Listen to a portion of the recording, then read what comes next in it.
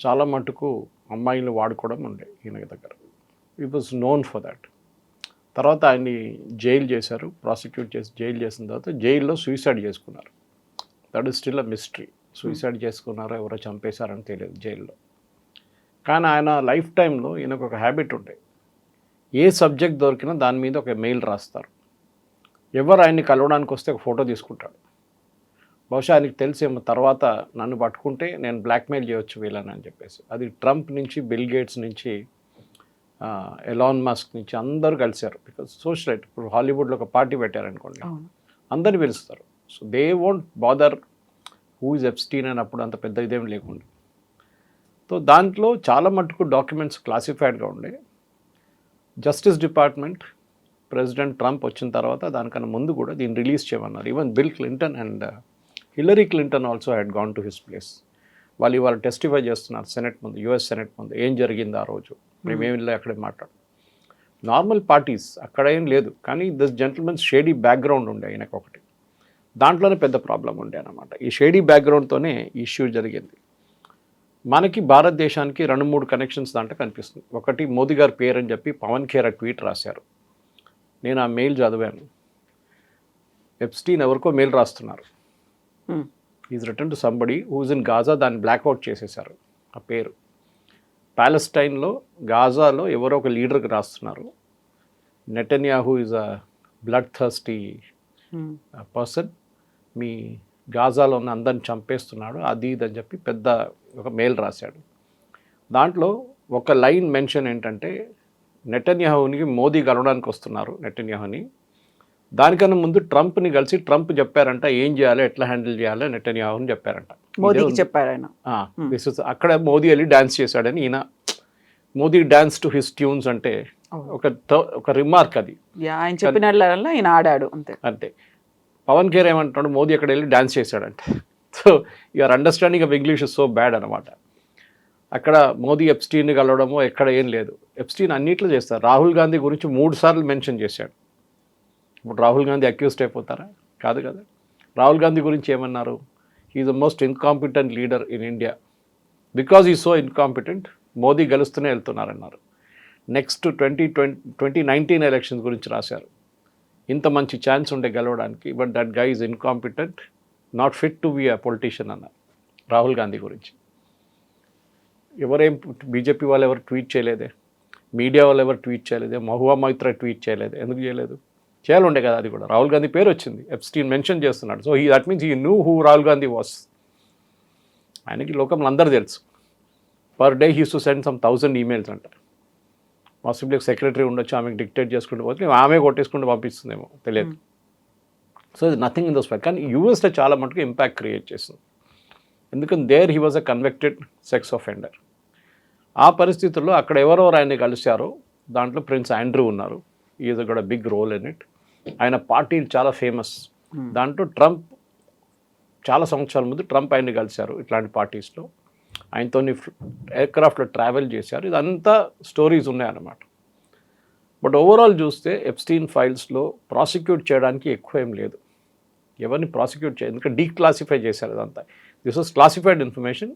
Justice department, FBI declassify చేశారు. Trump కొంచెం ఆపడానికి ట్రై చేశారు దీనికి, ఎందుకంటే ఆయన పేరు దాంట్లో ఉంది కదా, ఆయన ఫొటోస్ దాంట్లో ఉందని చెప్పి ఆపడానికి ట్రై చేశారు. అది కాలేదు.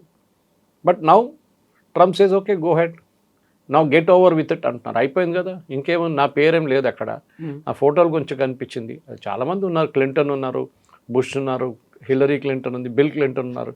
ఇప్పుడు నన్ను ఒక్కరే ఎందుకు వేసుకుంటున్నారు అడిగారు. Elon Musk is there, Bill Gates is there, exactly అందరూ ఉన్నారు. So he's a socialite end of the day. ఆయన పార్టీ పెడితే 100 మంది, 200 మంది, 300 మంది విఐపీస్ వస్తారు. మన దగ్గర కూడా అంతే కదా. ఇప్పుడు మన దగ్గర ఒక 5-స్టార్ హోటల్లో పెద్ద పార్టీ పెట్టారు ఒక ఇండస్ట్రియలిస్ట్, చాలామంది వెళ్ళారు. రేపు ఆయన ఒక డ్రగ్ కేసులో పట్టుకున్నారు. అప్పుడు ఆయన దగ్గర కలవడానికి వెళ్ళిన అందరు అక్యూజ్డ్ అయిపోతారా? కాదు కదా.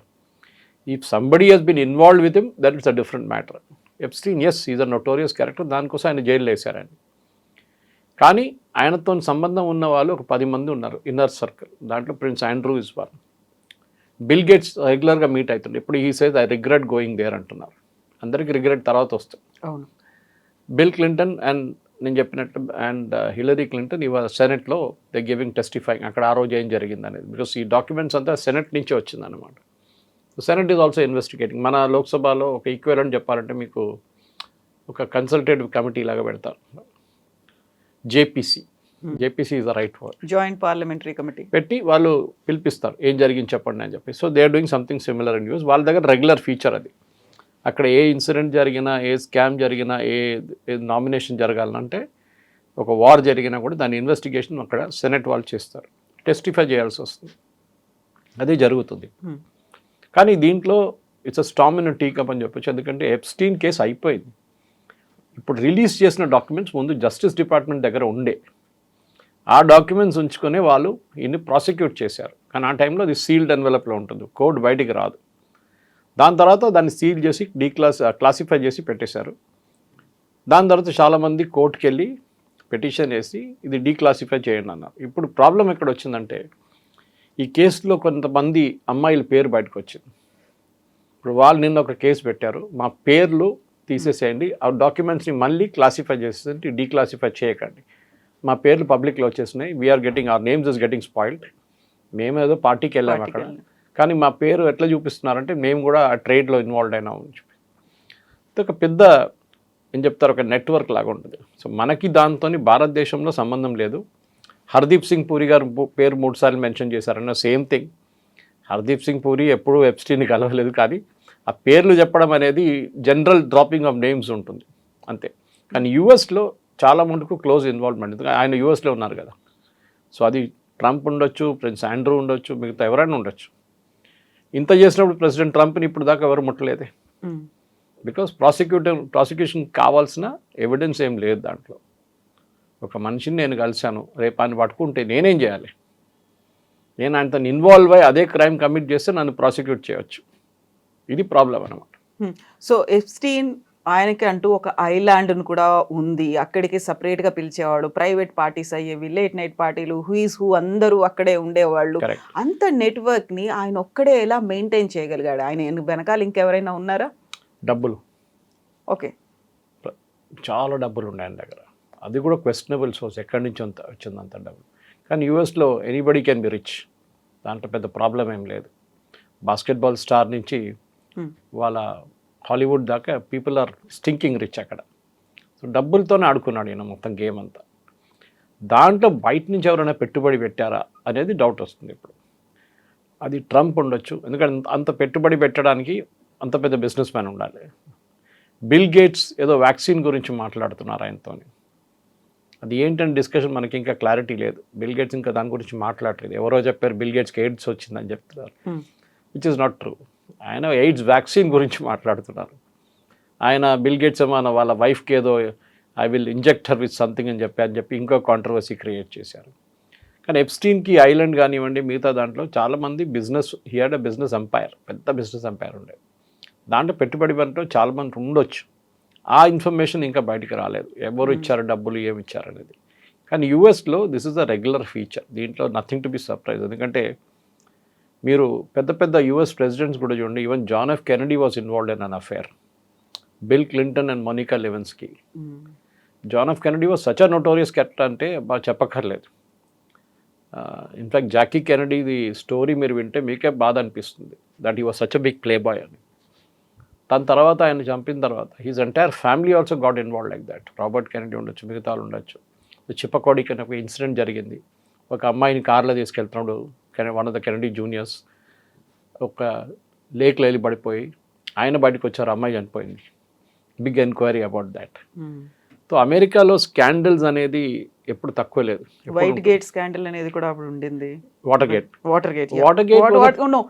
వైట్ హౌస్ కూడా ఏదో ఒకటి పెట్టారు కదా, వాటర్ గేట్ కాకుండా.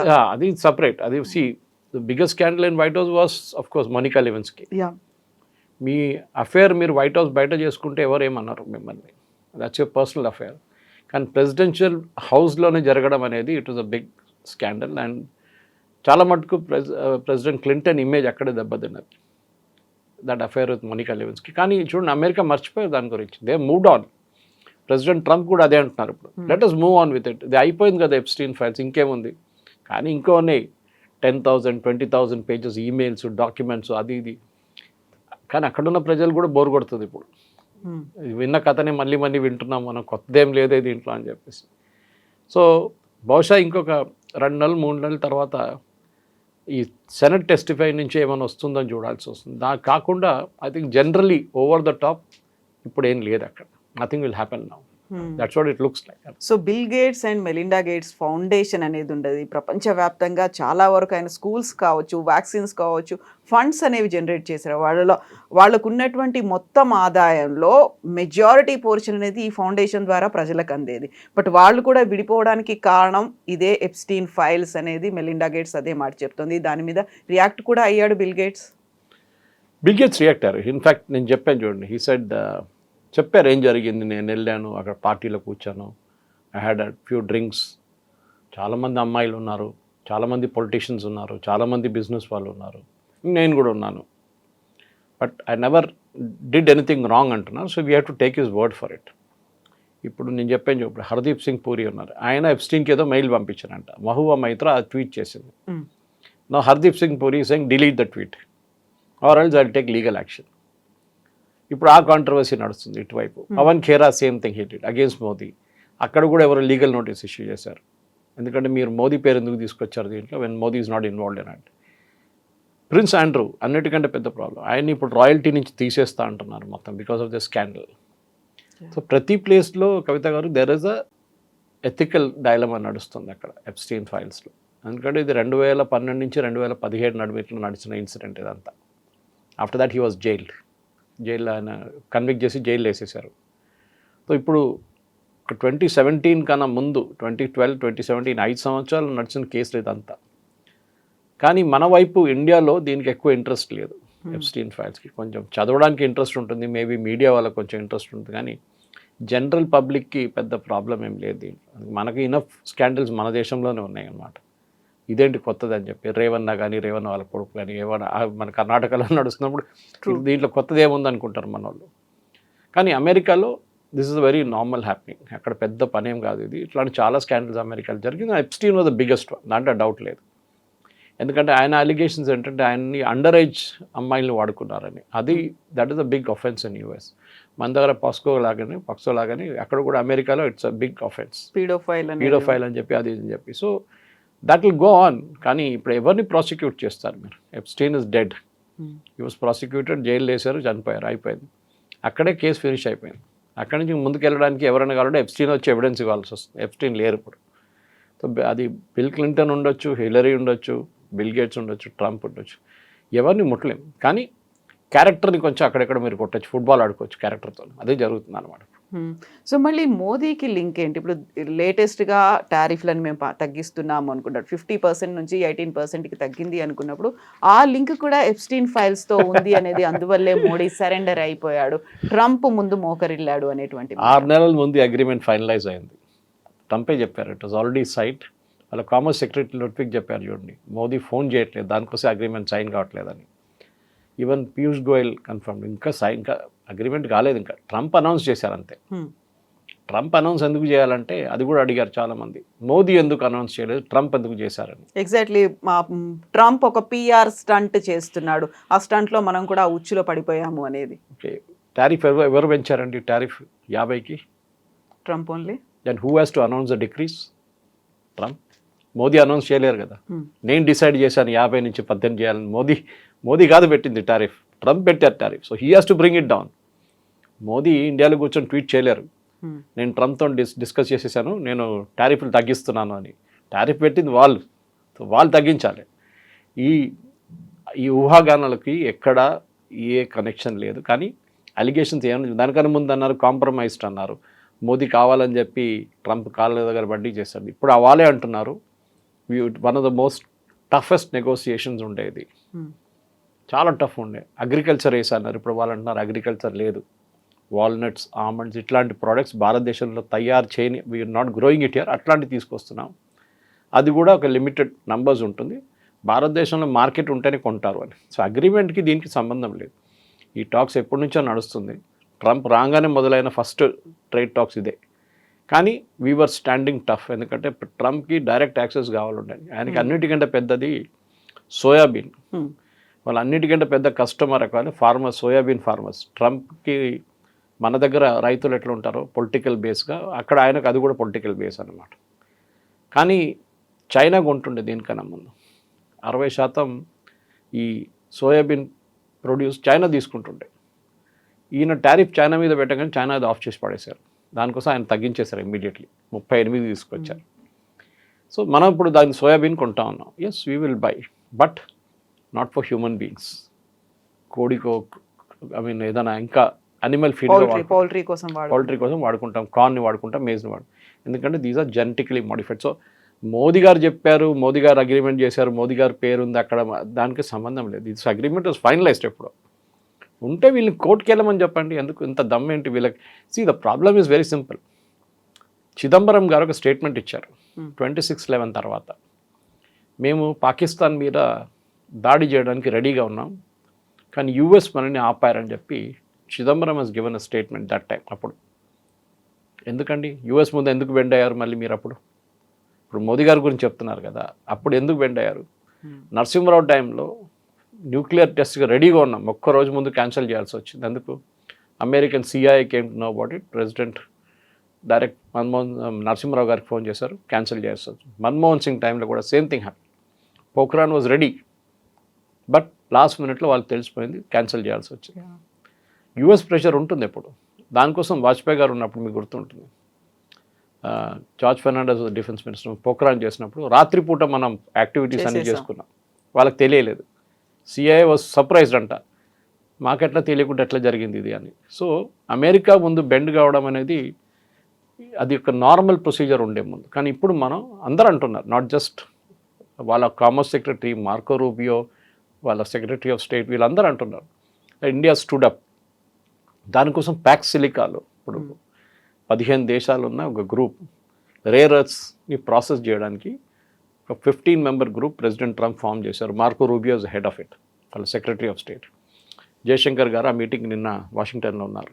పాకిస్తాన్ లేదు, వాళ్ళ దగ్గర రేర్ ఎర్త్స్ చాలా ఉంది, కానీ పాకిస్తాన్ లేదు, చైనా లేదు.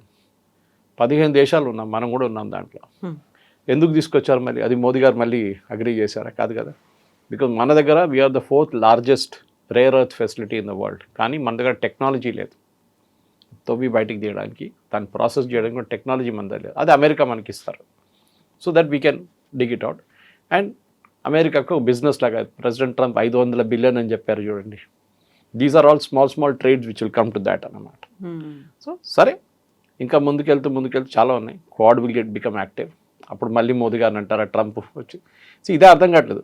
కమ్యూనిస్ట్ వాళ్ళు చెప్తే నేను మళ్ళీ అర్థం చేసుకోగలను. కమ్యూనిస్ట్ వాళ్ళ పని అదే. ఫస్ట్ యూత్ అని సైన్ చేసిన ఇమ్మీడియట్లీ అగ్రికల్చర్, మన ఫార్మర్స్ని అమ్మేశారండి. వాళ్ళే అన్నారు farming is not a part of this entire thing. Farming and dairy industry మీకు తెలిసిందే, why we don't take it అని. వాళ్ళ దగ్గర పాలు ఎందుకు తీసుకోమంటే, అమెరికాలో అక్కడున్న ఆవులకి తిండి పెట్టేది బీఫ్, డ్రై బీఫ్ పెడతారు వాళ్ళు. అది మనం అగ్రీ చేయం. Even for chicken also same thing, we will not take it. So కొన్ని దాంట్లో లక్ష్మణ్ రేఖలు ఉన్నాయి, రెడ్ లైన్స్ ఉన్నాయి, which we will not pass. కానీ అన్నిటికీ ఎప్స్టీన్ ఫైల్స్, దానికున్న కనెక్షన్. సరే, ఒక ప్రూఫ్ ప్రొవైడ్ చేయండి ఏమైనా ఉంటే అంటే అది లేదు. ఎప్స్టీన్ ఎవరికో రాసి దాంట్లో మోదీ పేరు మెన్షన్ చేస్తే how does Modi become part of it? ఇప్పుడు ఎప్స్టీన్ ఫైల్స్కి సంబంధించి అంత పెద్దగా ఇంట్రెస్టింగ్గా ప్రజలు ఎదురు చూడట్లేదు అనుకున్నప్పుడు హీ కమిటెడ్ సూసైడ్. అక్కడ జైల్లో ఉన్నప్పుడు ఆయన చనిపోయాడు. దానికి రీజన్ ఏంటి? అవన్నీ కూడా ఇప్పుడు ఏమన్నా ఇన్వెస్టిగేషన్ జరుగుతుందా? తవ్వి తీస్తారా? తెలుస్తా ఇలాంటివి ఏమైనా ప్రపంచానికి ఏం జరిగింది అనేది? ఏం లేదు, అది అప్పుడే ఇన్వెస్టిగేషన్ జరిగింది. It was a suicide only. కానీ ఓ జైల్లో హై సెక్యూరిటీ ప్రెజెంట్లో సూసైడ్ చేయడం అనేది ఇట్స్ అ బిగ్ థింగ్. ఎట్లా చేశారనేది అప్పుడు it was hidden from public. చాలా మటుకు ఎప్స్టీన్ డెత్ ఒక సీక్రెట్గానే ఉండిపోయింది. వాళ్ళ దగ్గర కూడా అవుట్ ఆఫ్ స్పీచ్ జరిగింది, దాని తర్వాత ఎంక్వైరీ జరిగింది. ఓకే, కమిటెడ్ సూసైడ్ అనేసి ఉన్నది. దానికి ఇంకా ముందుకేం లేదు, అక్కడ ఆగిపోయింది అదంతా. వన్ వే క్లోజర్ అంటాం మనం. ఇప్పుడు వీ అచీవ్డ్ అ క్లోజర్ అని చెప్పి విక్టిమ్స్ కూడా అదే అంటున్నారు. ఇన్ఫ్యాక్ట్ ఇప్పుడు నిన్న హియరింగ్లోనే ఈ సేమ్ విక్టిమ్స్ అందరు వెళ్ళి చెప్పాను చూడండి, జడ్జికి చెప్పారు, please shut down the website. ఆ వెబ్సైట్లో మొత్తం డీటెయిల్స్ ఉన్నాయి. ఇప్పుడు వీళ్ళు పవన్ ఖేరా కానీ మహువా మొయిత్రా కానీ తీస్తున్న ఈమెయిల్స్ అంతా వెబ్సైట్లో ఉంది, మీరు కూడా వెళ్ళి చూసుకోవచ్చు. సో టుడే ఐ థింక్ ఆ వెబ్సైట్ షట్ డౌన్ చేస్తున్నారు, ఎందుకంటే దాంట్లో చాలామంది అమ్మాయిల పేర్లు ఉంది, లేడీస్ ఉమెన్ పేర్లు ఉన్నాయి, అది ఉండకూడదని చెప్పి షట్ డౌన్ చేయమన్నారు. This is what is happening నా కవిత గారు. కానీ ఎప్స్టీన్ ఫైల్స్కి ఇంకా ఫైల్స్ ఉన్నాయంటే ఇంకా ఉన్నాయి, ఇంకా తవ్వితే ఇంకా దొరుకుతుంది. డిపార్ట్మెంట్ ఆఫ్ జస్టిస్ దగ్గర, FBI దగ్గర ఇంకా ఒక 30-40 వేల పేజీలు ఇంకా ఉన్నాయి అంటున్నారు ఈమెయిల్స్. కానీ దాంతో ఎక్సైటింగ్ కాదు. They going through each one. దానికి ఒక ఓవర్సైట్ కమిటీ ఉంది, సెనెట్ది, అమెరికన్ సెనెట్ది. వాళ్ళు చూసి అప్రూవ్ చేసినాకనే డీక్లాసిఫై చేస్తారు దాన్ని. ఎందుకంటే కొన్ని కేసెస్లో ఏదైనా నేషనల్ సెక్యూరిటీ ఇష్యూస్ ఉంటే దాన్ని వీళ్ళు డిస్క్లోజ్ చేయరు. But Epstein was a very colourful character, దాంట్లో డౌట్ లేదు. కానీ ఆయన మెయిన్ హ్యాబిట్ ఏమిటంటే కవిత గారు, ప్రతి దానికి ఆయన ఒక ఒపీనియన్ ఉండే ఆయనకి. ప్రతి దానికి మెయిల్ రాస్తారు. డెలిబరేట్గా చేశారంటే నాకు అనిపిస్తుంది ఎస్. ఒకరోజు నన్ను పట్టుకున్నప్పుడు ఈ ఎవిడెన్స్ అంతా నేను బయటకు తీస్తాను. అందరి గుట్టు బయటకు వస్తుంది. క్లింటన్ నుంచి, హిలరీ నుంచి, Trump, everybody's name I will take out. దానికి నన్ను జైల్లో వేయరు అనుకున్నారు, కానీ వేశారు వీళ్ళు జైల్లో తీసుకెళ్ళి. And he was prosecuted and jailed. ఆయన ఒక బ్లాక్మెయిల్ వెపన్గా వాడుకుందాం అనుకున్నారు అది, కానీ అది పనికి రాలేదు. ఆయన చనిపోయిన తర్వాత ఆ పేర్లు ఉన్న వాళ్ళు ఏమనుకున్నారంటే అది బయటికి రాదు, మేము కూడా హ్యాపీగా ఉండొచ్చు అని చెప్పి. కానీ అక్కడున్న జ్యుడిషియల్ కమిటీ కానీ అక్కడున్న కోర్ట్స్ మీద వీళ్ళల్లి కేసు వేస్తే వాళ్ళు రిలీజ్ చేయమని చెప్పారు. అది కూడా చాలా రోజులు ప్రెసిడెంట్ ట్రంప్ దాన్ని అడ్డుకున్నారు, ఎందుకంటే ఆయన పేరు ఉంది దాంట్లో. President Trump end of the day is a business man, real estate. So naturally real estate business man వాళ్ళని వీళ్ళని కలుస్తుంటారు, ఎస్పెషల్లీ డబ్బులు ఉన్న వాళ్ళు, ఇన్ఫ్లుయెన్స్ ఉన్న వాళ్ళు. And Epstein was one of them, Jeffrey Epstein. But that doesn't mean anything in it actually. దాంట్లో ఏం లేదు.